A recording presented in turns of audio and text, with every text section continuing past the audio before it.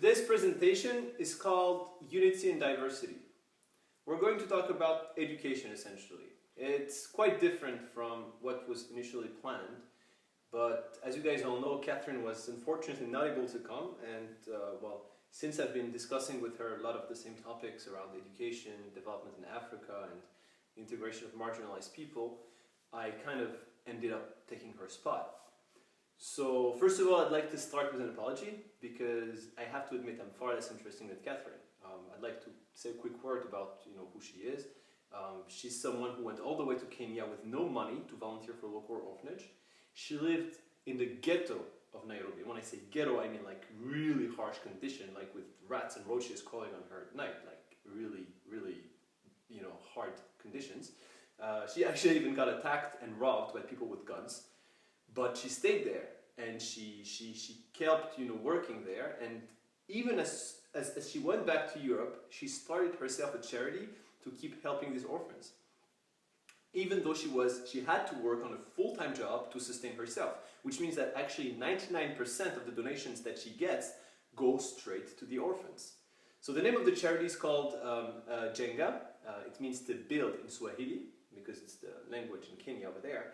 It covers about 100 orphans in 2 orphanages and supplies them with school and medical supplies, restores the facilities, and provides capacity building for staff.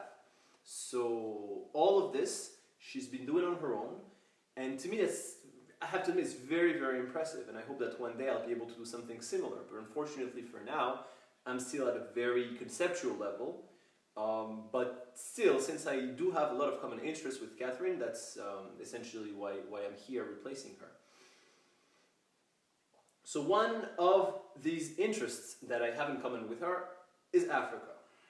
First of all, most people don't realize that 70% of conflict-related casualties, and I'm not even talking about malaria, AIDS, famines, and all the other calamities that happen on the continent. I'm talking about 70% of conflict-related casualties in the world since the end of World War II took place in Africa. Africa only has 15% of world population, but 70%, 70, of conflict-related casualties. The Second Congo War alone was responsible for 5 million deaths. That's about 25 Syria. 25 times the calamities that are happening in Syria. And it's just as recent, it was going on at the same time as 9/11. Everybody knows about the 3,000 people who died in 9/11, but how many of us know about the 5 million who were dying in the Congo at around the same time? But of course, there was a geopolitical purpose to the coverage of 9/11, whereas for the Congo, it was actually better to remain silent. Because Western powers have been heavily involved in that conflict. And actually, every single one of us has been financing this conflict. And I'm not talking about taxes, I'm talking about cell phones and computers. Because most of the mineral raw materials that we need to make this modern technology come from that conflict region. We're sponsoring those conflicts. And as a result, the Democratic Republic of the Congo, which is by far one of the richest countries in the world in terms of natural resources, is the very last in terms of AGI. That is the Human Development Index of the United Nations. A study that was published in the American Journal of Public Health in 2011 estimated that in the Democratic Republic of the Congo, a woman gets raped every minute. Rape has been used as a weapon of war, even like purposefully, raping women by men who have AIDS, to contaminate also the population that you want to target. And it's just like society lives off violence the way it is, and we are financing all these things, all the atrocities. I'm not talking about the mutilations and all the horrors that are happening because of these conflicts that we finance. Child soldiers is another major issue. It's been better known to the public thanks to movies like Blood Diamond, for example, much more so than the news or media. And when we see pictures like this, the first thing we think is that these kids ought to be going to school instead of learning to kill for the benefit of warlords and technology companies. And yeah, so that's really why Africa and education, all those themes have always been very, very important to me because I feel they're really undervalued. But at the same time, I have to admit that something is really, really bothering me with the education system in general, in any country, in any place. I mean, if you think about it, the Western politicians and businessmen who finance those conflicts, usually they have gone to the best universities in the world, right? They were taught to make money, to fight, quote-unquote, evil in some places and to sponsor it in others, and it's always in accordance with their interest and with the culture that school is putting in their heads, right? But it doesn't necessarily make them better people. So if you really look at it objectively, the school system is really not that much more than a formatting tool to maintain society's status quo. It is useful in the sense that it enables children to integrate better into society, but it also limits human potential dramatically. And it is responsible for a lot of tension between human groups because a system of education will tell you that this group is better than this one, and another system is telling you the other way around, and then that creates tensions. So that's kind of the point I would like to make here. I'd like to put into question some of the general assumptions that we hear at school to kind of like get a different perspective and see if there's not a better way to go about it, at least for people who are outside of the system anyway, right? So the first assumption that I would like to put into question is the following. There is more equality in modern society. So we're told essentially that before the revolutions of the 18th and 19th century, all the power was held by a tiny elite within the nobility and the church. But because average people were fed up with such inequality, they revolted to impose a better system called democracy. Great. Now, here's the income distribution that 92% of Americans would choose as ideal. You see the wealthiest making several times as much as the poorest on the graph, which makes sense for a capitalist society, right? Now, they feel that the distribution is much more unequal than they wish, and it's represented here. But here's the reality. The poor are literally invisible, and the top 3% do not fit on the graph. The top 1% here takes up all this wealth on the right here. And if you look at this graph above on the left, you realize that within the 1%, it is actually the 1% of the 1% that keeps concentrating more and more of the wealth in their hands. They pretty much control the economy, which is why you can see a sharp increase in their wealth right around the 2008 financial crisis when everyone else was losing money. So the system today is no different than the old system. A tiny elite is still controlling the entire society. The only thing that changed is the group of people in power, from the church and nobility caste to the merchant class or the capitalist, right? So adjustment number one, there is more economic efficiency and not equality in modern society. Because the new system is more economically efficient, we are all much wealthier. And that's because the ruling class understood something essential. If people believe that they are free and are working for themselves, they will be much more productive. Hence the current propaganda system of which school is an essential element. We are all equal, we're all free, blah, blah, blah. And that leads me to the second assumption. There is more freedom in modern society. So the gentleman on the picture here is Zbigniew Brzezinski. He succeeded Henry Kissinger as a national security advisor in the second half of the 1970s. He played a major role in American politics, and if you ask my opinion, he's probably one of the greatest geopolitical strategists of the 20th century. Among many other things, he played a key role in financing Islamic fundamentalism and creating that new evil that is today so useful to the global elite, in a very similar way that was done in the past with Nazism and communism. And about a half a century ago, in 1970, he wrote the following. In the technotronic society, the trend would seem to be towards exploiting the latest communications technique to manipulate emotions and control reason. Speaking of a future at most only decades away, an experimenter in intelligence control asserted, "I foresee the time when we shall have the means, and therefore inevitably the temptation, to manipulate the behavior and intellectual functioning of all people through environmental and biochemical manipulation of the brain. The Technotronic era involved the gradual appearance of a more controlled society.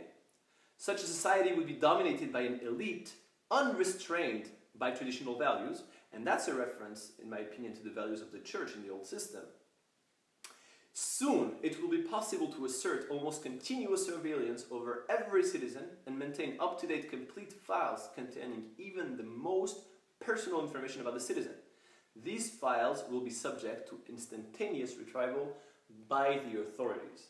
And that was written in 1970, before the internet and cell phones and computers. And here's another quote from Edward Bernays, who's considered the father of public relations. This one is almost 100 years old. The conscious and intelligent manipulation of the organized habits and opinions of the masses is an important element in democratic society. Those who manipulate this unseen mechanism of society constitute an invisible government, which is the true ruling power of our country. We are governed, our minds are molded, our tastes formed, our ideas suggested, largely by men we have never heard of. This is a logical result of the way in which our democratic society is organized. Vast numbers of human beings must cooperate in this manner if they are to live together as a smoothly functioning society. Now watch this. You've made me the happiest man in the world. Emily, will you marry me? How sweet. You like it, so you're putting a ring on it. But have you ever wondered why we put diamond rings on things we like at all? Oh God, you're gonna tell us the awful truth about engagement rings, aren't you? Yeah, I am. Hi, I'm Adam Conover. Hey, Adam. And you may think of the diamond engagement ring as a timeless symbol of love, but it turns out this ancient tradition was invented less than a century ago by the De Beers Diamond Corporation. Before the 1930s, nobody exchanged diamond rings when they got engaged. It wasn't a thing. Ethel, what do you say we get married? Oh, that's a swell idea, Frank. What do you give me? Well, I got the shiny red apple. Sold. Oh, I love you, Frank.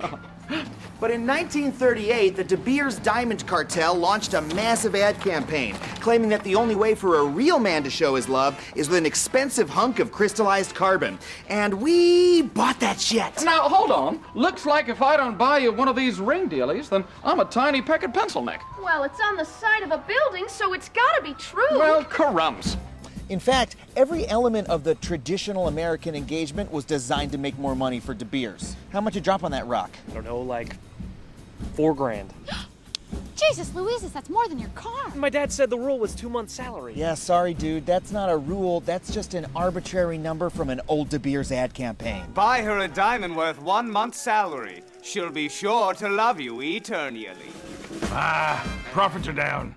Better make it 2 months. It's not like I'm throwing my money away. I mean, at least the ring is worth something. Yeah. Actually, diamonds are intrinsically worthless. I refuse to believe that. Well, maybe you believe De Beers chairman Nicky Oppenheimer, who once said, quote, "Diamonds are intrinsically worthless." Shut up, shut up, shut up. In fact, they're quite common. The only reason diamonds are even expensive is that De Beers has a global monopoly on diamond mining, and they artificially restrict the supply to jack the prices up. But in reality, those assholes have a fuck ton of them.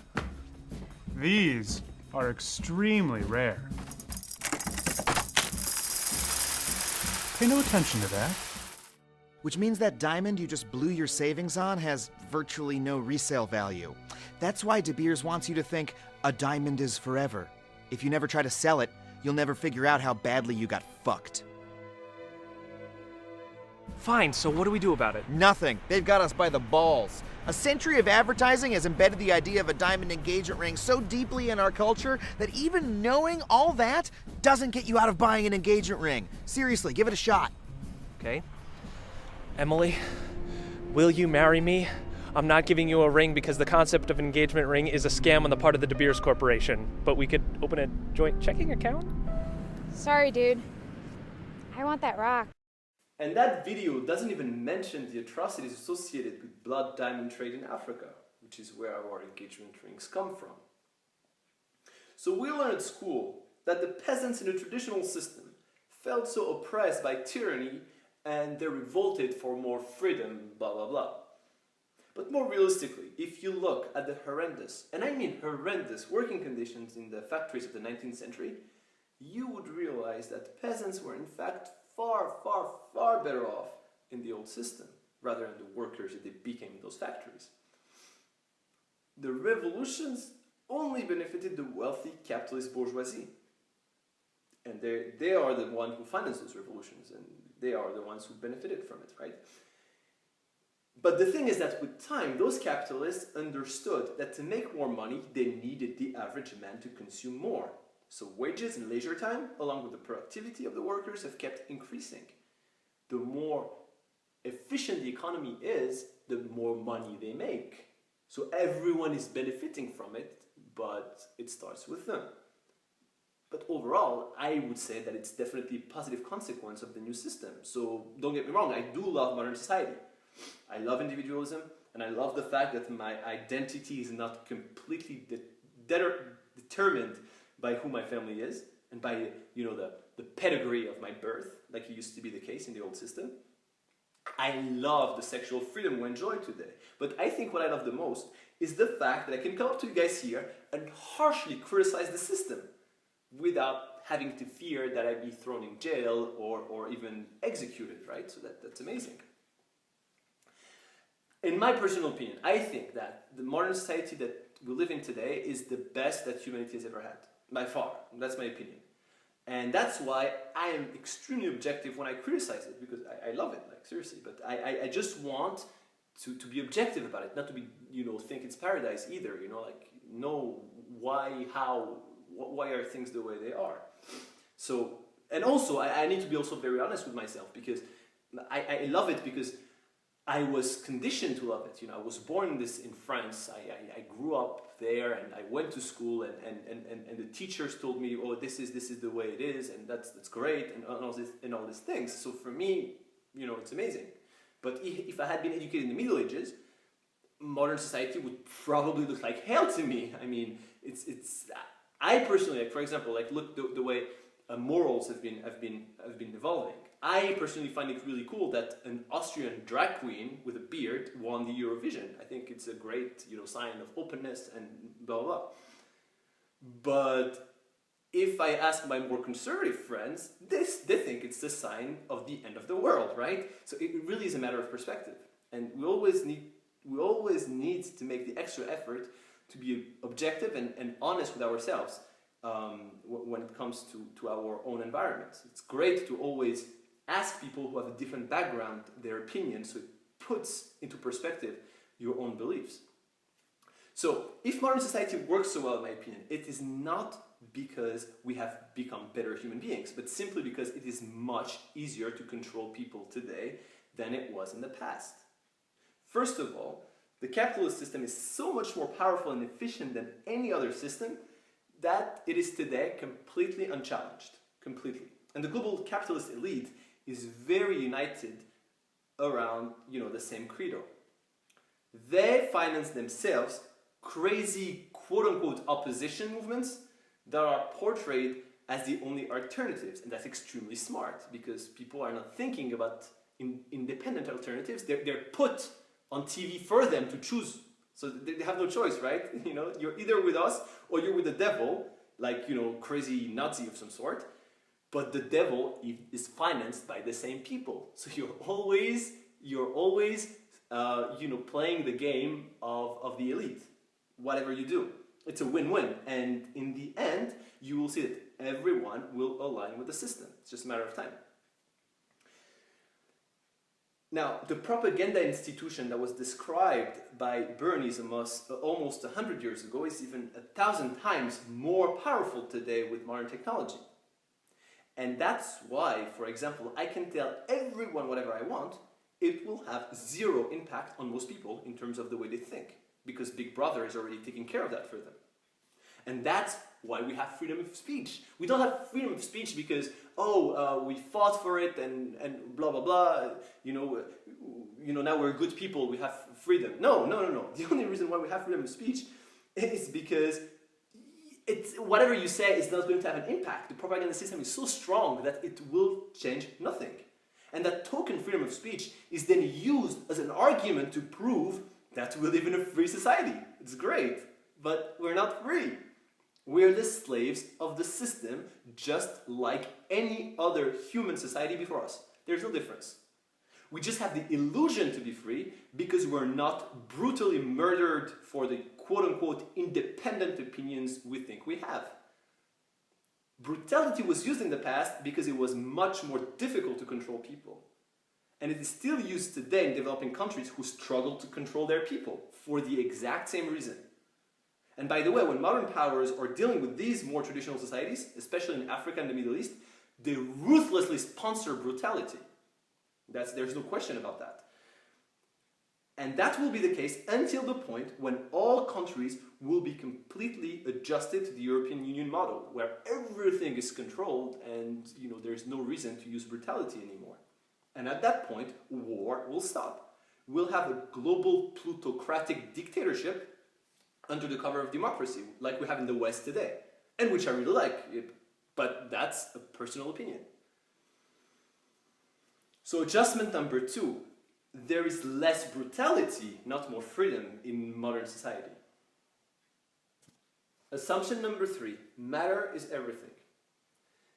I really like this one. It's really probably one of the most important. So back in the days, we used to think that the Earth was flat and that some old sadistic psychopath with a beard ruled the universe. Today, most people make fun of that, of course, but we shouldn't, because we're just the same, except that we believe in a different idol. Today, here, dollar bill, and it is just as ridiculous. Sociology has demonstrated that human beings systematically believe in the idol that is the representation of their own society. It's a form of self-worship, right? And of course, the rules of any society are shaped by its elite in a way that ensures the reinforcement of their own power. So in the old system that was dominated by the priest and warrior castes, you must follow what the priest tells you to do, no matter how ridiculous, or you will burn in hell. In the new system, which is dominated by the merchant caste, you just have to replace the priest by wealth. Our value today is equated to the stuff we own, and we still are as obsessed as before, if not more, with appearances and status. We are still the slaves of society. It's just a society that changed its name. Now it's a society of materialism. And we always want more and more, and we're never satisfied, to the point of depression a lot of times. So we keep buying and buying and buying to distract ourselves from the dullness of our lives and to make the capitalists richer. That's just the way it is. So I would like to quote Carl Jung here, because he is, for me, the greatest psychologist and psychiatrist in history. He invented major concepts like the archetype, the collective unconscious, and the complex, which have explained a lot about human nature, and his opinion and his experience, he's been dealing with a lot of patients, is extremely relevant. And here's what he said. Naturally, every age thinks that all ages before it were prejudiced. And today, we think this more than ever and are just as wrong. How often have we not seen the truth condemned? It is sad, but unfortunately true, that man learns nothing from history. And this is so true. Today's materialistic idols are illusions just as much as any other idol in the past. Physicists have proven that the atoms constituting all matter are 99.99999999999% empty. And even the actual particles, the 0.0000000000001% that is not empty, are not even real. At the microscopic level, they behave like waves or energy, not like matter, right? One of the greatest physicists of the 20th century, Nobel Prize winner Max Planck, said the following: as a man who has devoted his whole life to the most clear-headed science, to the study of matter, I can tell you this much: there is no matter as such. But that's not all. Imagine you throw particles against an obstacle with two slits and a screen at the end. If you make your observation at the end, you will notice that the particles behaved like waves, leaving that very, very strange pattern on the left. I mean, how could a particle that went straight through a slit here in the middle end up all the way at the extremity of the screen? Makes no sense. It's crazy. The only way to explain it is that it behaves like a wave. But what's even crazier is that if you make your observation during the experiment, the particles suddenly start to behave like particles and follow the more reassuring pattern that we see on the right. So wait a second, that means your observation, just your observation, changed the outcome of the experiment. Your observation manufactured a different physical reality. This is absolutely mind-blowing. But the most extraordinary is that if you make your observation when the particle is between the obstacle and the screen, in the middle here, the particle behaves like the particles behave like waves until the point of your observation, whereby the wave function of the particle is equally spread between left and right, so we don't know where it can be.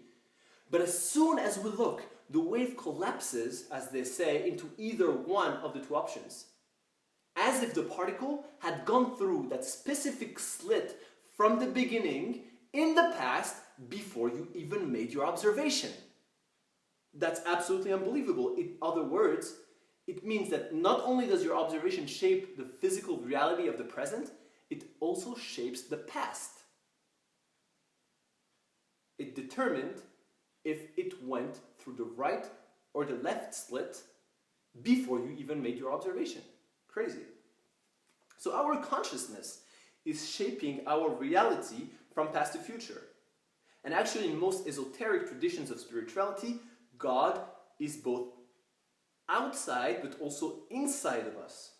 And that's actually represented in the yin-yang symbol of Taoism, for example, where you have yin, that's the inside of God, represents the inside, and yang represents the outside. But it's also in the Quran, where God is actually described as al-Zahir wal-Batin, that is apparent but also inside. So now, since we have the ability to influence reality, if we unconsciously decide to be worthless, we certainly will be. There's a quote from Henry Ford that I really like. He said, "Whether you think you can or you think you can't, you are right." And because society is ingraining us with limiting beliefs since birth, we systematically constrain ourselves to please idols that are not real. We make these social beliefs ours, even though they go against our interests, against our happiness, and against our potential as divine entities. But we refuse to see this in spite of all the signs proving us otherwise. And this actually leads me to assumption number 4. Coincidences are meaningless accidents. So here I'd like to go back to Carl Jung's psychology and the concept of synchronicity that he invented. A synchronicity is a meaningful coincidence. So after reading a lot about psychology, it appeared to me that human beings operate on 3 levels: conscious, unconscious, and universal. On the universal level, there is no difference between me, you, the rest of humanity, God, whatever you want to name it, and the universe. We are all one. And synchronicities happen exactly at that level. I'll give you an example. One day, there was a church that exploded in Nebraska in the US. At the time when a 15-people choir always meet. But when it exploded on that specific moment, no one was hurt because everyone was late, right? Now, past performance indicated that each person would come late about 1 time out of 4. So if you take 4 to the power of 15, which is the number of people in the choir, you get 1.1 billion, right?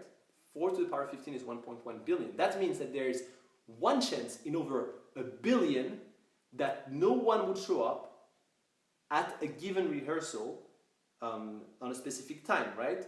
And that happened to be at the exact date and time when the church exploded, right? So 1 chance in over a billion that it happened in general, and that happens exactly when the church explodes. So that is called a synchronicity, and that's actually verified. If you go on Snopes.com, you can read all the details of who, why. Everybody had a good reason, like this guy was late because of this and this. Everything is explained on Snopes, so you can look it up. So this is an illustration of the scene from Les Miserables de Victor Hugo, and I explain why I put it here in a moment. But just for the people who aren't familiar with the story, in the book, the hero Jean Valjean actually stole the silver of a bishop who was very generous to have welcomed him at the time when Jean Valjean was being spat upon by everyone because he just came out of jail. And obviously that's something that's very wrongly looked upon by society. So he's hopeless. This guy is very generous, to host him. He steals the silver, runs away, the police catches him and brings him back to the bishop. Now, if I were the bishop, I would be pretty pissed, right? That, someone would abuse my generosity like that. But instead of getting his silver back and sending Jean Valjean back to jail, the bishop pretended that he actually had given the silver to Jean Valjean. And he even gave him some more silver in front of the policeman, which is what you can see on the picture. So, for me, it had a very huge impact. I know it's only literature, but it was so inspiring to me to see that this is something that, you can even conceptualize. And it really illustrates how a simple gesture of selflessness can do amazing things. Because thanks to that, Jean Valjean in the story goes from criminal to becoming this amazing, selfless businessman and mayor of a city who would do anything to help others. So that shows that when you give selfless love to a marginalized individual, such as a criminal, an orphan, or a prostitute, who are the heroes of the book, Les Misérables, there are chances you will give birth to a hero. Because their relationship with society is so conflicting, they are less scared to look outside of the box and accomplish wonders, literally. And if you think about it, two of the great prophets of monotheistic religions, Moses and Muhammad, were orphans who had the chance to be supported early on. So really the point of this presentation is not to advocate a change in the global education system, because I think it is perfectly appropriate for the majority of people that don't have the incentive to question the system. But what I'm saying is that for people who are forced into questioning the system because they are so oppressed by it, then an alternative outlook could be extremely rewarding, And that's the point of the presentation. And the reason why I want to link this to synchronicities is because, I only started thinking about making that presentation very recently, just a few months ago. And around that time, it was in the spring, I was in Mauritania. So before going to Mauritania, I had actually spoken with Catherine. I told her I was going to have a look at the way orphanages work over there. So the first strange thing that happens to me is that I wanted to get in touch with the director of a local bank. And I obviously got the wrong number because the lady who picked up the phone greeted me with bonjour, with a slightly obvious American accent. And there are only French and Arabic speakers in Mauritania, so that was very strange. So I asked her what she was doing here as an American. And she told me that she felt her life in the US was not fulfilling and she wanted to do something meaningful. So she went to volunteer in a very poor clinic in the ghetto of Nouakchott, the capital of Mauritania, which very strangely reminded me of what Catherine had done. So that was the first interesting coincidence. What were the odds that I would dial the wrong number and reach that specific person and be the only American in the entire country, right? So I told her we definitely have to meet, and we did. And it was great. It was fascinating to her experience.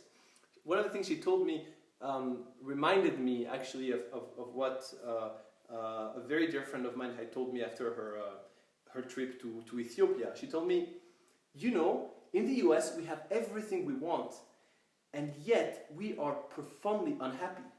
In the clinic here, I see children in disastrous health conditions, bleeding all over, and yet they seem so happy and they are always smiling at us. And that's actually one of the main points that I was making in the presentation. So that was the first thing that really kind of caught my attention. So the second thing is I had to go to visit one very, very big fish factory, probably the largest in West Africa. And I speak with the owner and he tells me he employs mostly ex-prostitutes. And I was like, wow, in Mauritania, really? And he told me why. He said, not only because, just out of good heart, he wanted to hire them to give them a second chance, But also, like the more business-minded, aspect, he told me that they actually end up being much more dedicated and productive than the average worker. That's exactly the point that I wanted to make in the presentation also, and that's what I was alluding to with the story of Les Miserables. So that was also one a bit of a shock for me. But that's not it. He also told me the following. He said, look, a lot of people believe that racism is between black and white mostly, right? But in reality, Africans are even more racist within their own tribe. And he gave me an example. He said, look at this guy, like, let's call him Omar.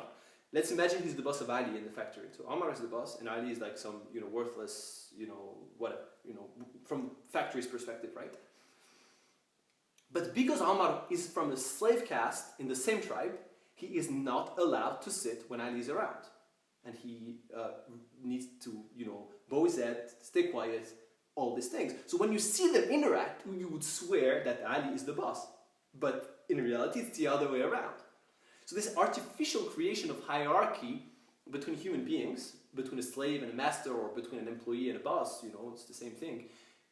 That's definitely another synchronicity with the content of the presentation that I was starting to think about at the time. So that was also very interesting.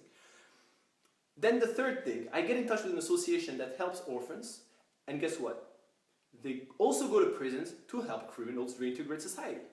So in the span of a week, that's how long I stayed in Mauritania, I dealt with the three heroes of my favorite novel, Les Miserables, around which I was actually planning to make this presentation.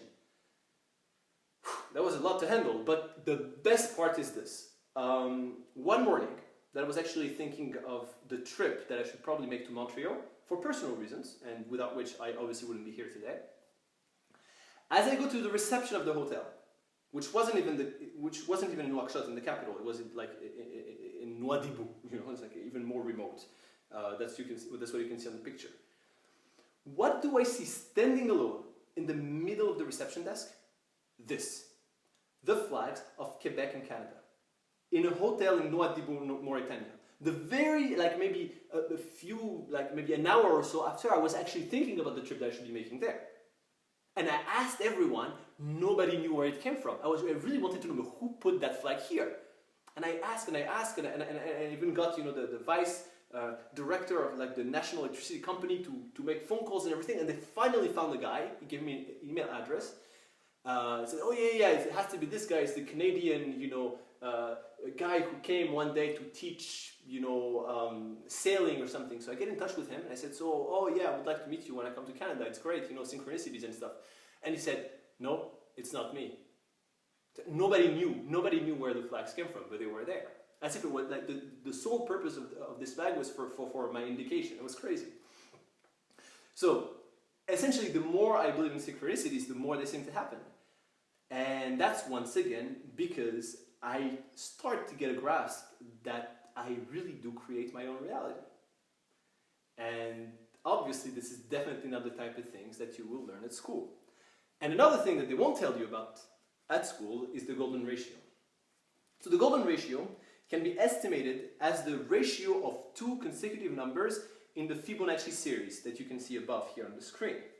Each number is equal to the sum of the two previous numbers in the series. And the golden ratio is approximately equal to 1.618. Now we find the Fibonacci series and the golden ratio everywhere in nature, from trees to flowers to body shapes to shells, tornadoes, galaxies, facial features. I mean, the golden ratio and symmetry actually are an indication of beauty and perfection, which is why it is also extensively used in art and architecture. Anyway, it's everywhere, right? But we never hear about this at school. It's strange. Maybe because it strongly implies intelligent design, which is not exactly aligned with the credo of materialism and atheism that school is putting into our heads, right? And actually, the first time that I heard about synchronicities and the golden ratio was in a Friday prayer speech that some sheikh gives in a mosque.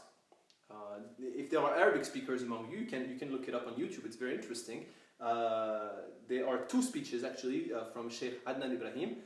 The first one is called At-Tazamuniyah بين الصدفة والقدر, that's about synchronicities, and the other one is called النسبة الذهبية وسر الجمال, which is about the golden ratio. It's very interesting. I think you know, if you get a chance, it's worth watching.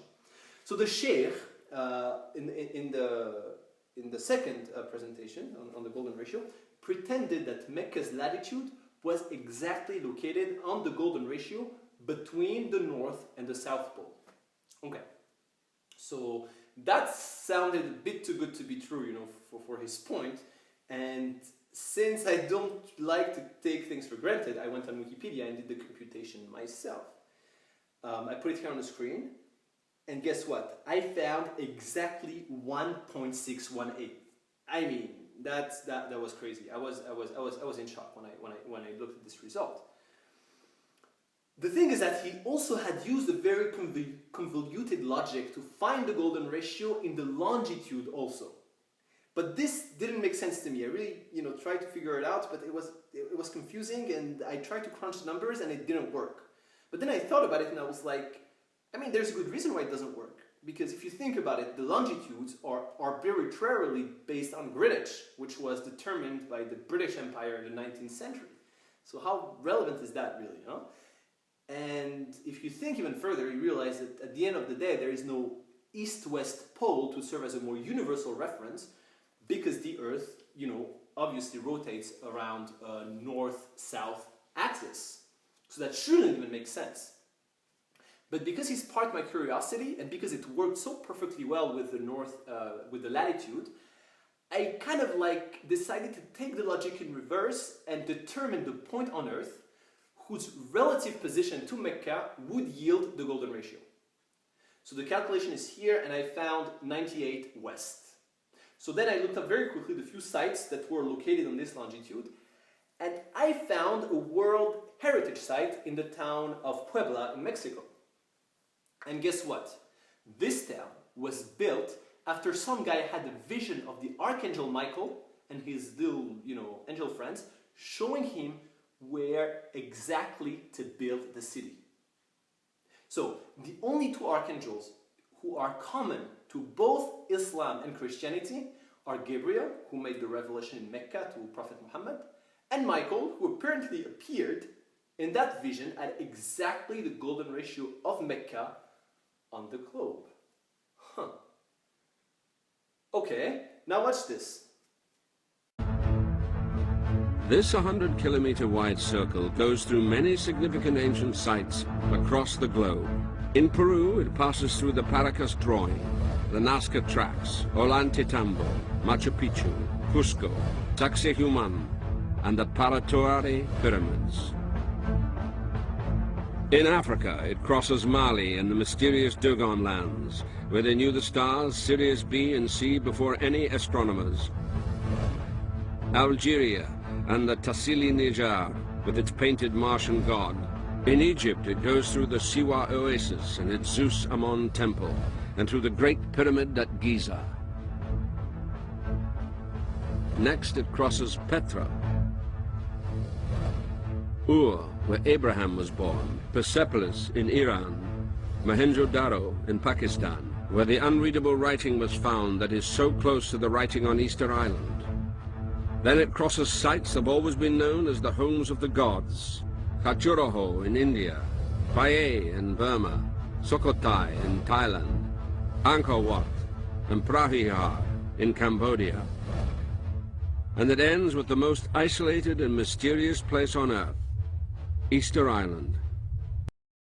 Easter Island, the most isolated and mysterious place on Earth. Well, 1 week before, I went to discuss the ideas of this presentation with Catherine. It was very recently. I was in Doha in Qatar. I was on a boat, and because there was nothing else to do, I decided to pick up a local newspaper that was standing there. And I have to tell you, I never read the papers, ever. I don't even watch TV. And here's what I see in the paper. An article on Easter Island whose title is about, word for word, the statement made in the video that was part of the presentation. جزيرة القيامة الأكثر غرابة وعزلة في العالم. Easter Island, the most mysterious and isolated place on Earth. What the hell? Now, I get off the boat, and I'm not kidding you. I have an appointment at Qatar Foundation right after the boat ride. I get there, and there is only one thing standing on the reception desk. This. What is the Canadian Embassy doing in that Qatar Foundation building? Don't ask me. I have no answer. So let's go back to the concept of this line. So if you look at this map, all those lines, show the alignments of major ancient sites. They all circle the Earth and have the same size of the equator, which is a pretty amazing coincidence again. It's as if, there were some sort of like spiritual energy lines connecting with humanity, right? So the line that you saw in the video is here in black. It is not exhaustive and is only showing some of the points that intersect with other lines. There are so many mathematical coincidences between all of them. For example, the distance between Easter Island and Giza, where the Great Pyramid is equal to exactly 10,000 times the golden ratio. Actually, within the dimension of the Great Pyramid of Giza, you will find the golden ratio everywhere. And it wasn't even supposed to be known at the time. They were supposed to be like very, very, very basic, people doing this work. Not only that, but you also find pi, which was also not supposed to be known, and even the speed of light. So, there are so many other things. Like the pyramids, for example, it is precisely aligned with magnetic north, which is something that's impossible to do without precise technology that we have today. The pyramid also has a very accurate position in relation to the stars, constellations, and the zodiac, which has a very interesting connection to astrology that unfortunately I won't have the time to discuss now. But there's another connection to astrology, and that's actually quite fascinating. Like, we all think that the pyramid has 4 sides, right? But in reality it has 8. Which is much more difficult to accomplish. It's very subtle, right? The level of precision now becomes astounding when you realize that you can only see the 8 sides at a specific time of the year, the equinoxes. And that, again, as I was saying, is a very powerful astrological symbol. I don't have time to go into detail for this, but if you do some research, you will understand what I mean. So you can see it here on the picture. The reason why it happens only at the equinox is because at that time, the relative position of the Earth is such that when light comes, it hits the pyramid at a very, very fine angle that make the 8 sides appear only at that time. I mean, the level of precision that you would need for something like this to show at a specific time is unbelievable. And if you just changed the dimension of the pyramids by just a few centimeters, everything would be off. I'm talking about all the other dimensions of pi and golden ratio and everything. Like, it's astounding. It's crazy. And what makes it even more complex is that the sizes of the stones are different from one another in order to make the structure earthquake-proof and virtually everlasting. The Pyramid of Giza is actually the only of the 7 wonders in the world that is still standing. So all of this is extremely precise. You would have to essentially design block by block. Messing up the design by just a few centimeters for every block would ruin everything. So every single stone was very precisely laid down in a way that even modern engineers acknowledge they probably wouldn't be able to do. So imagine applying this level of precision to 2.3 million stones, the average weight of which is in the thousands of kilograms for each stone, and pile them up 140 meters high, which is the height of the pyramid, and that's the highest building in the world until the 14th century. And at school, they teach us that this was done with prehistoric tools, barely any knowledge, over a period of 10 to 20 years, and that also includes the time it took to actually carve out all these 2.3 million stones and transport them, sometimes over several hundred kilometers, all the way to Giza. Like this. And we just accept that at face value, the same way that our ancestors accepted at face value that the Earth was flat. But in my opinion, there's something more to it. Not to mention the fact that the pyramids of Peru, which are extremely similar to that of Giza, and just as sophisticated, are aligned on that same circle, which happens to be exactly the size of the equator. I mean, how many more coincidences do you want before starting to look at things from a different perspective? So we could spend hours really talking about all these coincidences. And I'll just add one that I really like. Look, here you have Easter Island, and here you have Mohenjo-Daro. Mohenjo-Daro is located at the exact antipode of Easter Island. It is precisely 180 degrees away from Easter Island, not only from east to west, but also from north to south. In other words, it is the farthest possible point on Earth from Easter Island. There's no two, there's one, it's there. Farthest possible. And yet, the writings found in these two completely unconnected places are extremely similar. Here's an illustration, look it up. Scientists are speechless, they cannot explain that. And I personally see it as a wonderful metaphor. No matter how far we are from each other on the physical level, at a spiritual level, we all speak the same language. And also, since we're talking about Mecca, you can notice that it's also aligned with Easter Island and Mohenjo-Daro. So in my opinion, the Quran makes very clear that the choice of Mecca as a religious center was for cultural reasons. But that in the end, any other point would have been just as valid. Jerusalem actually was also used at the beginning of Islam, and as a qibla, as they say, as the direction towards which Muslims need to orient themselves to pray. And the Quran actually says why. It was a test to determine the people who worshipped Mecca out of habit and imitation of society from the people who had the courage to give up their superstitions and follow the true essence of spirituality, which is everywhere. And the Quran confirms it again. What matters is not that you turn your head towards the east or towards the west. What matters is what is in your heart. Do you believe in Tawheed, this unicity of humanity with God and the universe? Or do you prefer to blindly follow the superstitions of society, mindlessly doing the same things you found your fathers doing without questioning yourself and without thinking rationally? We follow our ancestors even if they're completely irrational. أَفَلَا تَعْقِلُونَ. The Quran keeps inviting people to think rationally, but we don't. Instead, we keep worshipping ourselves through our little societies. So back in pre-Islamic society, there were like 360 idols, and today we worship money or anything else. We worship ourselves through our environment. And so these idols that were from pre-Islamic society were really metaphors for the society that they represented, like sociology has very well explained, especially Emile Durkheim.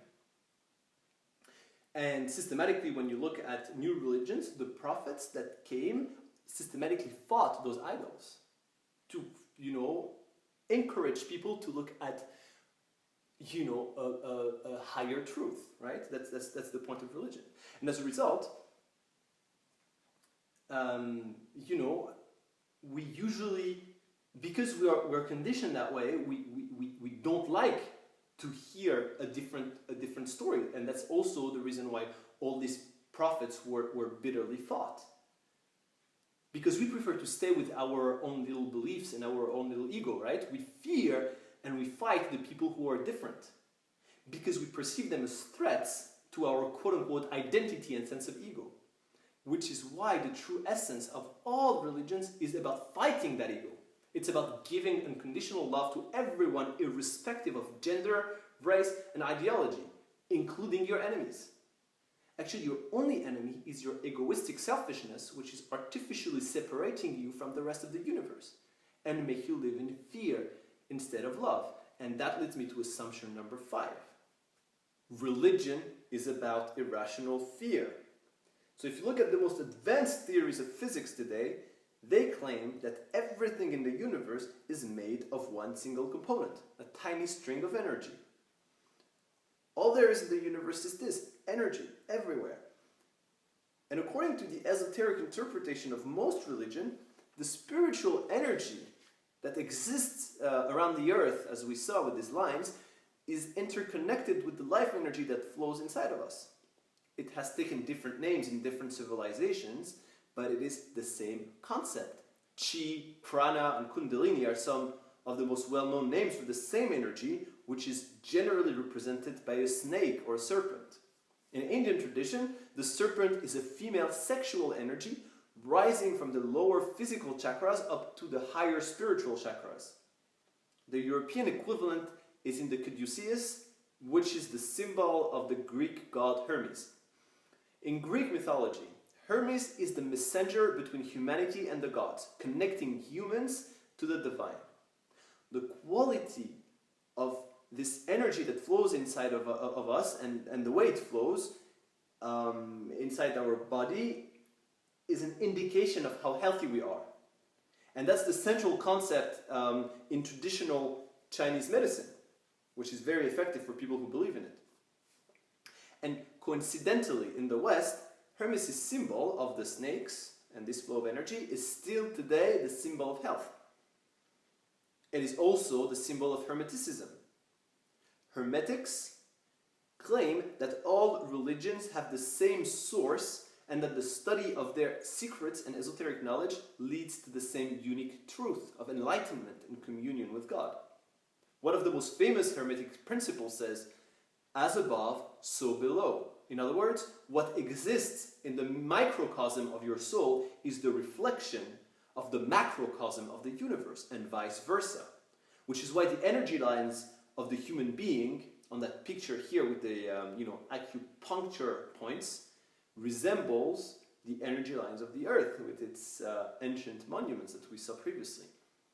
And many other connections can be established. For example, one day I spoke with a Kung Fu teacher from Greece, actually, and he taught me that the points where the snakes intersect on Hermes' caduceus actually represent the 7 chakras of Hinduism and Buddhism, as you can see on that picture. So you see the heart chakra in the middle in green represents love and connects feminine matter or earth to masculine spirit or heaven. When the feminine sexual energy from the bottom merges with the masculine spiritual energy at the top, the human being achieves divine enlightenment. The merging of the opposites yields perfection. Therefore, it makes sense that this energy is sexual in nature. In Hindu and Buddhist tradition, the second chakra, in orange here, is responsible for sexuality, physical power, and creativity. And that also makes sense because sex is the source of creation and the origin of life. So all these things are very much interconnected. And in Taoist tradition, where you can see the yin-yang symbol is a major element, this second chakra is called Tantien. It has the same characteristics and it is located exactly at the same spot. And Shaolin monks practice meditation around this point, including with the practice of sex, to increase their power. So that Kung Fu teacher that I spoke to told me that his master, for example, could have sex for several hours in a row without ejaculating. Because ejaculation is perceived, from this perspective, to be a big waste of energy. What these people do is that instead of evacuating the sexual energy with ejaculation, they recycle it throughout their body and make it work in order to increase their power. And the result is quite impressive. It's called Qigong. Some know it as Qi, or inner energy. But is it martial arts myth or fighting facts? Science will attempt to reveal the truth. The scientists are skeptical. Right there where it's all soft tissue. Yeah. This is no trick. This was the actual spear that was first tested on a 10-pound watermelon. And this is the potentially lethal hidden anatomy of the iron shirt. Xiaojun Wang will place the tip of the spear at his throat just above the supraclavicular notch. This is the area doctors cut into to perform a tracheostomy. There are no strong muscles here to protect the throat. and the cartilage of the windpipe is easily cut between the tracheal rings. Practitioners believe that chi is stored in the dantian, an area about an inch below the abdomen. They also believe that they can direct this energy source to any point on the body to protect it from harm. In this demonstration, the chi is summoned to protect Zhao Zhenwang's windpipe when the spear is placed at his throat. Even with the added pressure of breaking the wooden baton over his back, the Shaolin warrior remains undamaged. Even having the most advanced tools, there's currently no way to measure chi. But whatever Shaolin warrior Wang's technique, there's no denying its results. For now, the hidden strength of this secret defense will remain a mystery.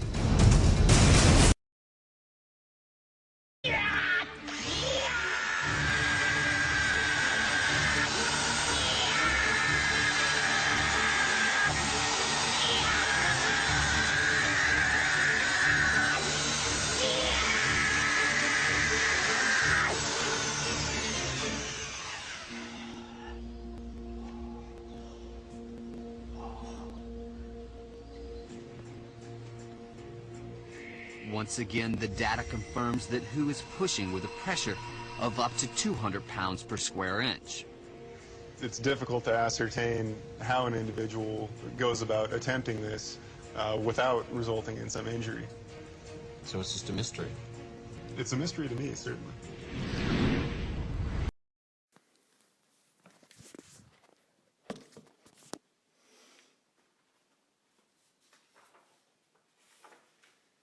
So because there is so much physical and spiritual power associated with these practices, it really is no wonder that the ruling class would want to control it.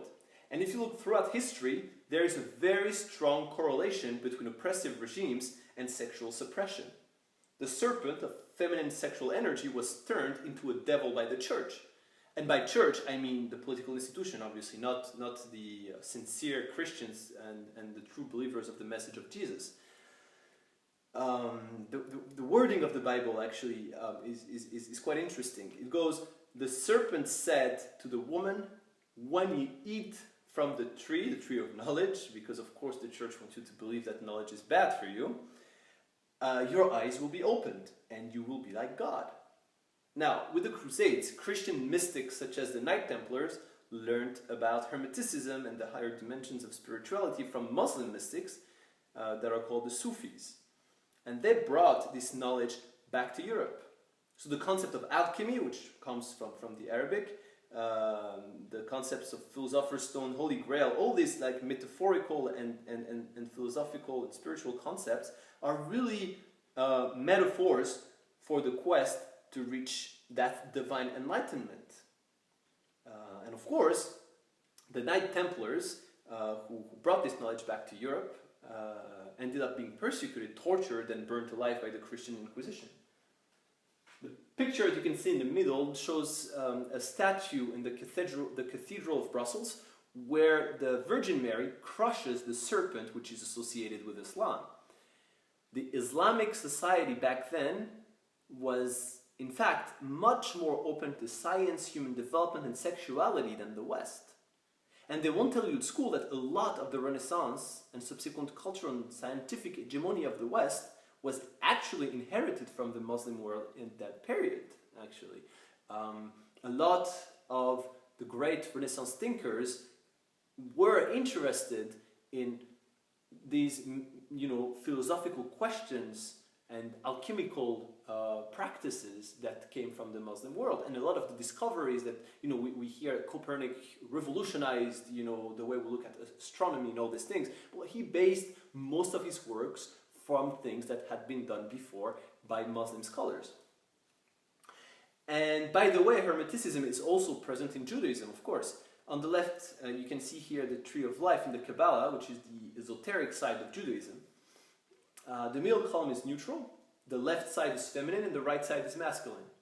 Each neutral point and each pair of feminine and masculine can be associated with a chakra. So if you count, you have 1, 2, 3, 4, 5, 6, 7, right? So that's those are like the 7 chakras in Buddhism, in Hinduism. The lowest point in the tree of life represents the material world, and the highest represents the spiritual, just like in the other traditions. And Yesod, the second point located at the level of the second chakra, or the Tantian for that matter, also happens to be linked to sexuality. So a lot of commonalities. And even if you look at some modern science, you find connections to this ancient knowledge, which is universal in the end. So for example, about a century ago, Wilhelm Reich, who was one of Sigmund Freud's brightest students in psychoanalysis, claimed to have identified a life energy of sexual essence, which he called orgon. The word orgon comes from a combination of the word orgasm and the word hormone. He claimed that if that energy were to be channeled properly, this energy would be able to cure about any disease, including cancer. And that you can easily link to Chinese medicine and the way energy heals your body and contributes to your health and power, right? So obviously, if that turned out to be true, that wouldn't necessarily be that certainly wouldn't be good news for the pharmaceutical industry that lives off people's diseases. So long story short, the U.S. government sent the guy to jail where he died, and it burned all his books, just like they did in the Middle Ages, and just like Hitler himself had done with those same books a couple of decades before. So that's quite interesting. U.S. government doesn't burn books, very often. So there has to be something up with that.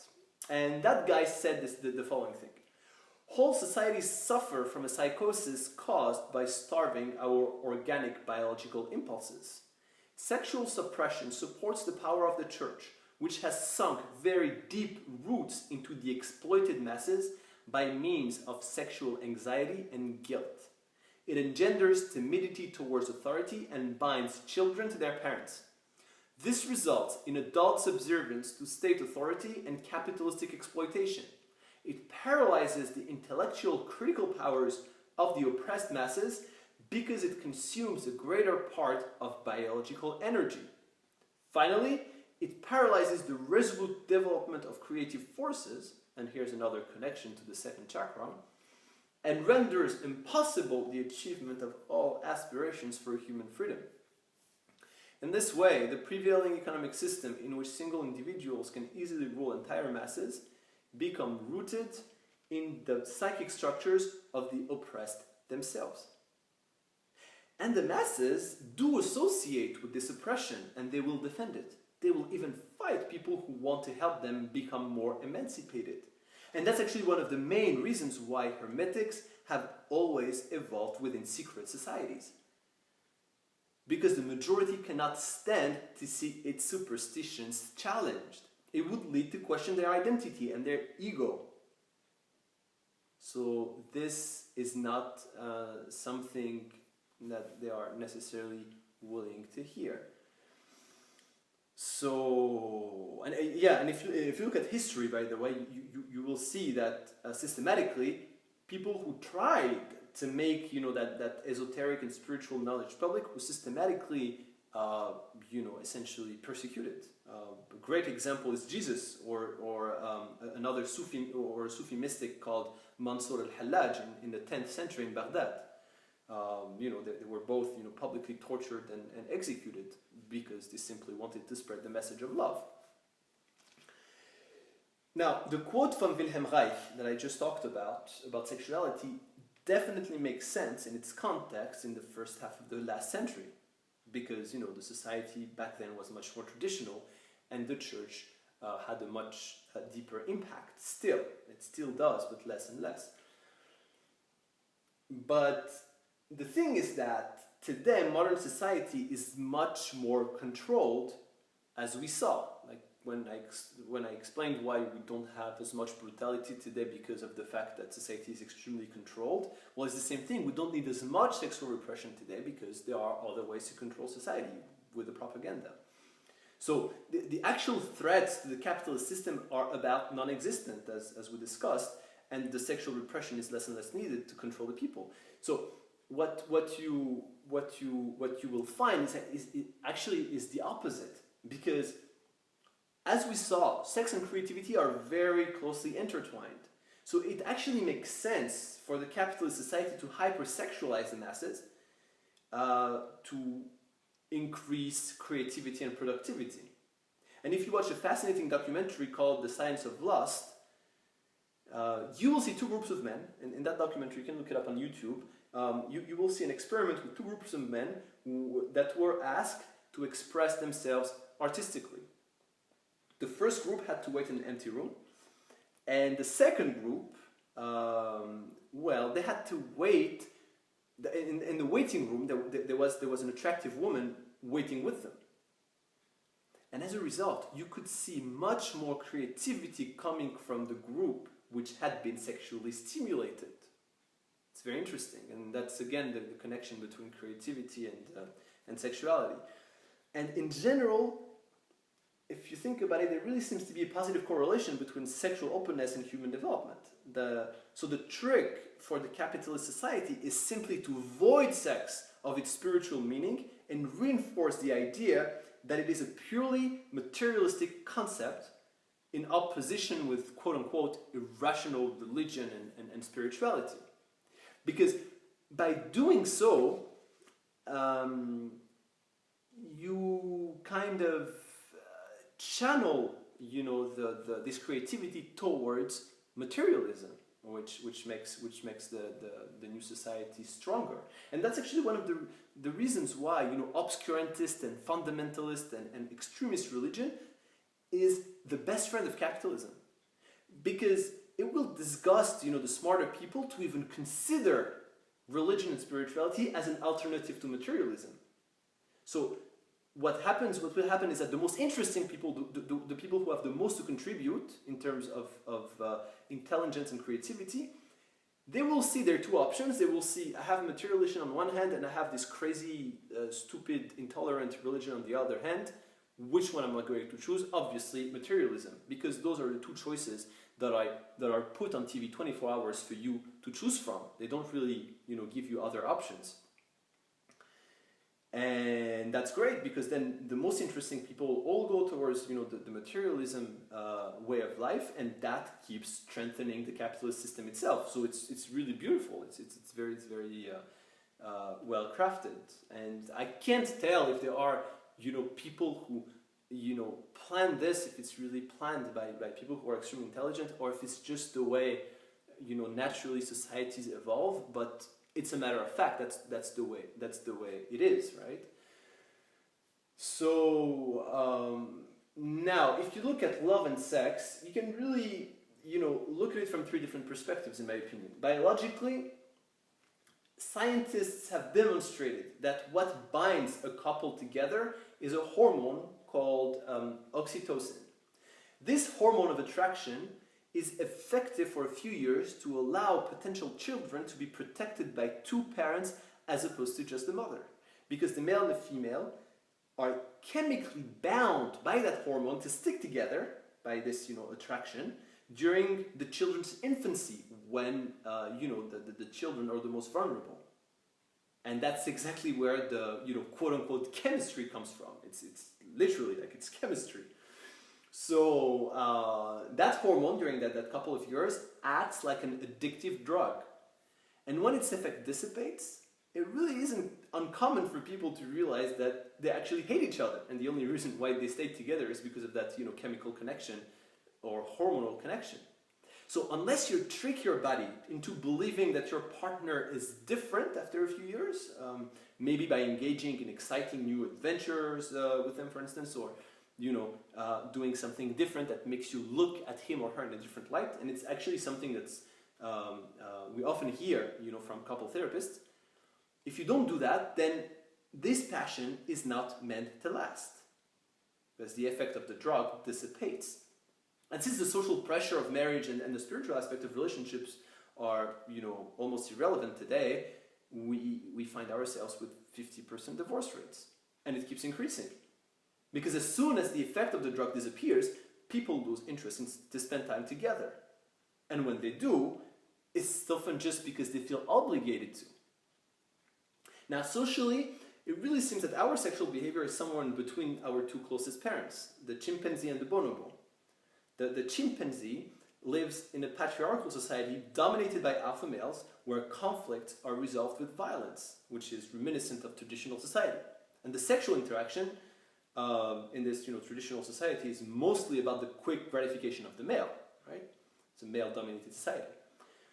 Now, bonobos, on the other hand, live in a matriarchal society where females dominate the males and where conflict are resolved more with cooperation and with open sex. Because violence is more masculine characteristic that is more present in male-dominated society, and sex is more feminine characteristic that is more present in female-dominated societies. And that pretty much is where modern society is taking us. It's a more female-dominated society, and that's where we're going. And there are a lot of clues, that indicates that. For example, the sexual interaction in modern society is getting more and more and more about female gratification as opposed to male gratification, and men have to work a lot more. And men are actually starting to slowly become the oppressed group within modern society. A very tiny example among many, but that's very telling. Look up on YouTube on hidden cameras on the way people in the West react to when a woman is being physically abused and humiliated in public by her partner, and when a man is being physically abused and humiliated in public by his partner. What you will see is that when the woman is the target or the victim, people will intervene and protect the woman. When the man is being abused, people will not do anything, or even worse, they will laugh at the guy, He's a man after all, right? So he probably deserves it. That's very funny because a century ago, it was the woman, it was the other way around. It was the woman who deserved what happened to her. She deserved whatever shit, was happening to her. Today is starting to change. So all of this, are, just biological and social conditioning, that drives our relationships. And they are not very different from what we see in the animal world. What, in my opinion, sets us apart from animal is really the spiritual dimension of love. Because spiritually, love and sex are about merging opposite spiritual energies to attain enlightenment. It's about forgetting oneself completely for the sake of the other person. It's about finding God or that higher connection with the universe inside and outside simultaneously. Yin-yang, zahir batin. Because perfection, once again, is about that harmonious fusion of the opposites. Because beyond our apparent differences, we are all one. And since you, me, God, and the universe are one and the same, whatever energy you send out, you also send in. As above, so below. Hence the concept of karma, for example. What goes around comes around. Simply because there is no difference between what is outside of you and what is inside of you. Therefore, the secret to a happy life is really to love everything and everyone unconditionally, including your enemies. And the definition of love is actually extremely simple. I think it was best summed up by the great philosopher Gottfried Leibniz, who said to love is to find pleasure in the happiness of others. Not for the profit that we gain from it, but because it is agreeable to us in itself, even when it seems to go against our selfish interests. That is just an illusion, because love is always good. It's very simple. Just find pleasure in the happiness of others. Now, because he was deeply religious, this Leibniz guy, because he believed in the perfection of the universe and the goodness of God, he was slandered by the philosophers of the Enlightenment, especially Voltaire in his novel Candide, where he is pictured as a very naive, and a bit stupid philosopher. He's represented by the character of Pangloss in that novel. But in reality, Leibniz was one of the greatest philosophers in history. First of all, he spoke a lot of languages and he knew about world cultures as far as China at a time when, ethnocentrism was the rule. He was also a great scientist. He invented the binary computation system, which we use in computers today, thanks to him. He invented calculus, which is fundamental to modern science, and he even postulated that time and space were relative, more than 2 centuries before Einstein's theory of relativity. And yet, in high school, I remember, this guy was presented to us as a clueless idiot, essentially. That's very interesting. Because he wasn't part of that, materialism mindset. So he must be stupid, right? Because essentially, when you go to school in the West, and the school system in the West is supposed to be the best in the world, so that's the reason why I'm focusing on that school system. If I talk about any other school system, it would be probably even worse. But it is very biased, like any other school or any other propaganda system. And one of these biases is that religion is the stupid expression of irrational fear. And hence, anyone who believes in it must be stupid, like Leibniz, right? But the thing is that religion is not about this. Politics is about this. And politics has been manipulating religion since the beginning of times. Religion, or spirituality if you prefer, is about indulging in rational love. That's what it's about. So at some point in the future, I would like to experiment an alternative to traditional education that would be specially targeted for marginalized people. And I say marginalized people because I think it really would make any sense to try and change the education system for the average person that works already perfectly as it is. And the best proof is that I can absolutely assure you that to most people, the content of this presentation is absolutely ridiculous and unacceptable. What? I should love my enemy? The God of my society is not the only true God? People who are different than me are not going to burn in hell? Evil does not exist outside of myself? So I'm the one who's messed up, not the others? I don't belong in the superior race or gender or social class? This is absolutely unacceptable to the majority. But if you ask people who've really suffered from the oppression of society, they actually will have an incentive to question all these superstitions. And those are the people I would like to help with a form of education that would be made around the concept of love, openness to difference, like the other gender, cultures, social classes, and so forth, and relentless self-improvement, never trying to blame the other person. So what I'm thinking is it could, for example, start with coaching, which is like education for adults, because we're obviously never too old to learn. And if that works well after a few years, it could be extended and adapted as maybe an alternative education system for some orphanages, like the ones Catherine is working with, for instance. So the coaching would be based on 5 fundamental pillars, which are half yin, that is the more material or practical side, that is in blue, and half yang, which is the more spiritual or theoretical aspect of life, in red. So the first pillar is the most material. It would be about how to make money, and more specifically, how to monetize ideas and human qualities originally and independently. Because I'm convinced that there is an entrepreneur in every one of us, and there is no better teacher than failure, over and over and over again until it works.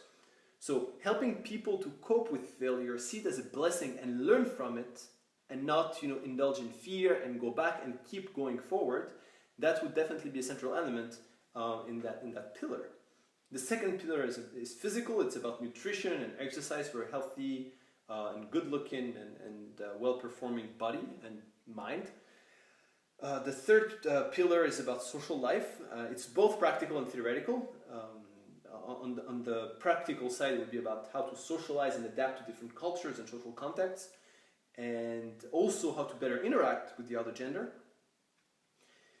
And on the theoretical side, it would be mostly about the study of sociology and psychology. The intellectual pillar now is about how to make rational and optimal decisions to improve one's life. How to elaborate a personal philosophy of life that is consistent with with one's aspirations and one's reality. It will be about how to think more rationally and efficiently. And that could include, for example, an alternative approach to math and physics. Instead of plugging numbers, really making an effort to understand the theory. Because at school, we're asked to learn formulae by heart and type in the numbers, and that's it. Once we forget the formulae, nothing's left. We all know, for instance, that E equals mc squared, but how many of us really understand what it means? How many of us realize that Einstein's theory of relativity proves that time travel is physically possible? Most people think it can only happen in science fiction. And what about quantum mechanics? Barely anyone knows about quantum mechanics, and even physicists systematically avoid addressing the tremendous philosophical implications underlying it. They just plug in the numbers. It works, period. And most our modern technology depends heavily on quantum mechanics, actually. It represents a third of the economy. And that's all that matters, really, like money, once again, So the last pillar is spiritual, which in my opinion is what lacks the most in modern society. And that would be about how to always be happy and love unconditionally. The point here would be to learn about hermetic and esoteric spiritual practices from all over the globe and across ages, and encourage people to find one or even create one that will fulfill them. Meditation, fighting the ego, unconditional love, and contentment are typically the common denominators of such practices. So the idea is to ensure that people are balanced and capable in all these areas, because at the end of the day, they are all very much interconnected. Modern society wants us to be super specialized robots, which is absolutely amazing to make the overall system more economically efficient, but it isn't so great for personal development. How often today do you see a philosopher who is also a great scientist? It's not that common, but in the past, the greatest geniuses in history were often both, because they saw the connection, the thread between all sciences. And I would like to quote, Catherine here, because she told me something that I think is extremely true. She said once, "Intelligence is the ability to make connections." And I think it's the best way to explain what intelligence is. And I think Albert Einstein would not disagree, and he even said once, a knowledge of the historic and philosophical background gives that kind of independence from prejudices of this generation from which most scientists are suffering. This independence created by philosophical insight is, in my opinion, the mark of distinction between a mere artisan or specialist and a real seeker after truth. That's from Einstein. And he also said, "Great spirits have always found violent opposition for mediocrities. The latter cannot understand it when a man does not thoughtlessly submit to hereditary prejudices, but honestly and courageously uses his intelligence." And that's actually exactly the same message that is in most spirituality, including in the Quran. Don't follow, hereditary prejudices, and courageously use your intelligence. So here's a very, very rough representation of my idea. If the coaching business works, the revenues and the network it generates could benefit a charity specialized in helping marginalized individuals like orphans, criminals, prostitutes, people with HIV/AIDS, and so forth. Both the business and the charity would be connected to a business incubator. So financing will also be sourced from developmental agencies and corporations as part of corporate social responsibility, for instance. And we could also think of arrangements whereby sponsors could earn shares of the businesses started in the incubator. So if any one of you guys have any ideas on how to make such a system work, that way or differently, anything in that same logic, I would be extremely, extremely interested. So finally, I simply would like to conclude with a few powerful quotes from some of the greatest geniuses of the past century. So first of all, I'm going to start with Stanley Kubrick, because he's my favorite artist of all times, actually. According to Steven Spielberg and many others, he's the best movie director in history. And in my opinion, he really is far, far more than that. if you watch his movies, you will see that they are actually extremely sophisticated psychological and sociological analysis of human nature. Movies like A Clockwork Orange or even Eyes Wide Shut, which is very recent, relatively recent, will tell you more about yourself than any school in the world. I can assure that. And just like Albert Einstein, Stanley Kubrick was a very, very poor student at school. You know, the famous story about Einstein's teacher who told his dad that he would never amount to anything, whatever he does. You know, Kubrick had a similar outlook on school, and he said, I think the big mistake in schools is trying to teach children anything, and by using fear as the basic motivation. Fear of getting failing grades, fear of not staying with your class, etc. Interest can produce learning on a scale compared to fear as a nuclear explosion to a firecracker. And fear is an impediment to personal development. And since we're talking about cinema, I'm sure you all remember what Master Yoda said in Star Wars. Fear is the path to the dark side. Fear leads to anger. Anger leads to hate. Hate leads to suffering. And if you think about it, all our emotions are derived either from fear or from love. Fear comes from the animal side of us. It's our survival instinct and our egoistic illusion that we are independent from the universe. We think we need to fight to survive in it. And love, on the other hand, comes from the divine or universal side of us. People who love do not see a difference between themselves and their neighbor, even their enemy. They simply contemplate the beauty surrounding them and are always happy whatever happens to them. And of course, I'm talking about true unconditional love, obviously, not attachment, because that's the mistake that everybody makes. They mistake love for attachment. But attachment in reality is the opposite of love. Love is mutually exclusive with fear, whereas attachment is the very expression of fear. The fear to lose something or someone we think to be ours. And attachment often leads us to hurt the people we think we love, including ourselves. You know, people who are attached to themselves are actually hurting themselves just as much as they are hurting others. And the way it works is this, really. So you have society that puts ideals in our heads, right? That are obviously different from who we really are. People who are attached to themselves refuse to acknowledge that they are not that quote-unquote ideal that society wants them to be, and they end up projecting what they don't like about themselves onto others. So whenever you see someone criticizing someone else, they are actually telling you about something they unconsciously cannot stand about themselves. And of course, they would never admit it. And that is called a projection. And that's actually another great concept from Carl Jung's psychology, the projection. I'd like to not quote him because I've talked about him extensively in this presentation, and I owe him a lot in terms of my personal development. He said, a man who is unconscious of himself acts in a blind, instinctive way and is in addition fooled by all the illusions that arise when he sees everything that he is not conscious of in himself coming to meet him from outside as projections upon his neighbor. One does not become enlightened by imagining figures of light, you know, these illusionary ideals that are coming from society, as I was talking about, but by making the darkness, that is their real personality, conscious. To confront a person with their own shadow is to show them their own light. And the shadow is also another concept from Carl Jung's psychology. And, you know, you can describe it as our dark side, our inner personality, if you wish. The yin, you know, from the yin-yang perspective. And actually, I learned about this concept of the shadow by watching one of Stanley Kubrick's movies, that is Full Metal Jacket, about the Vietnam War. It's fascinating.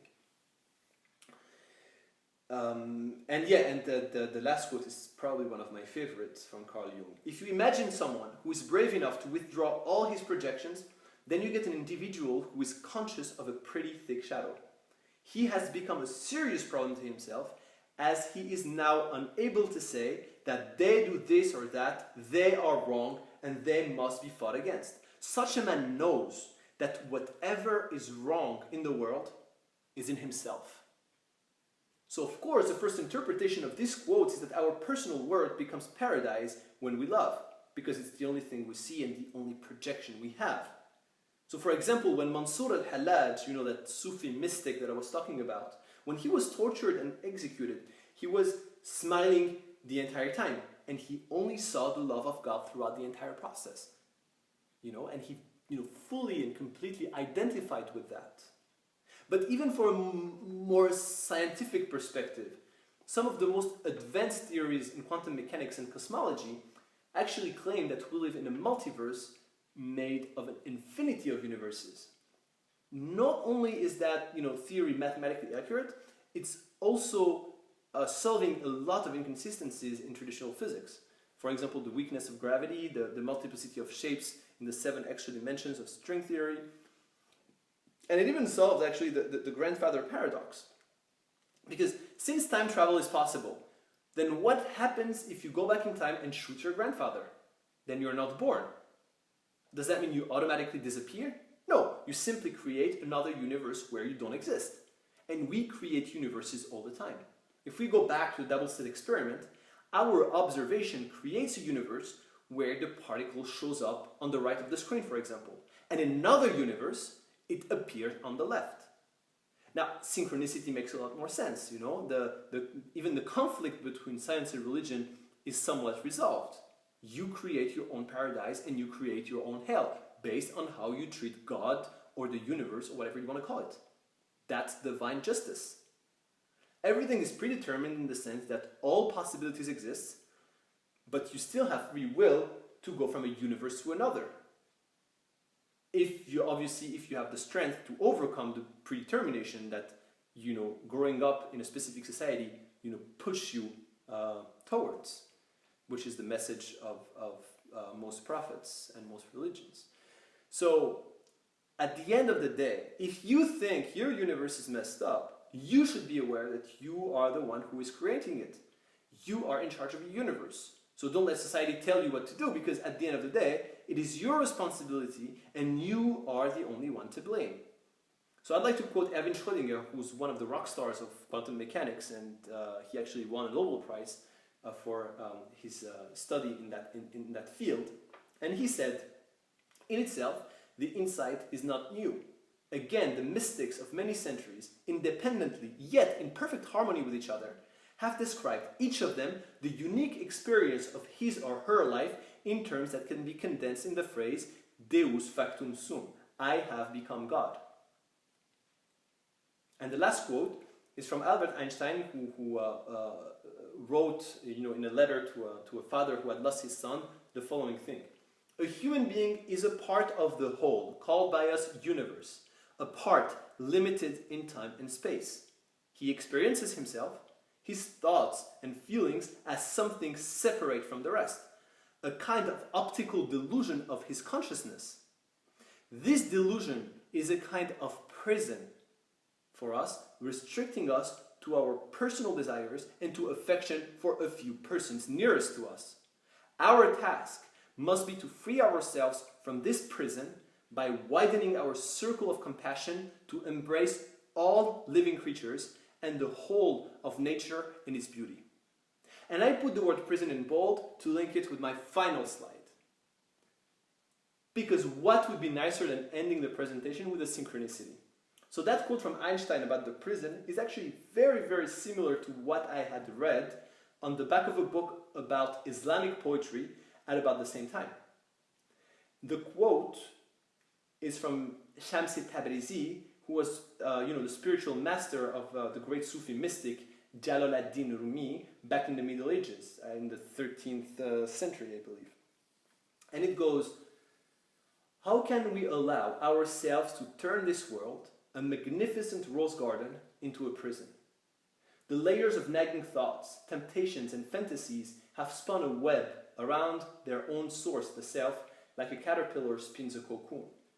In this self-constructed prison, one suffocates. We are those who have turned this prison into a rose garden.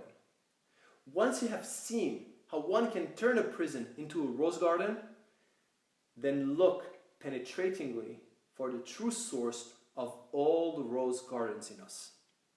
Thank you very much.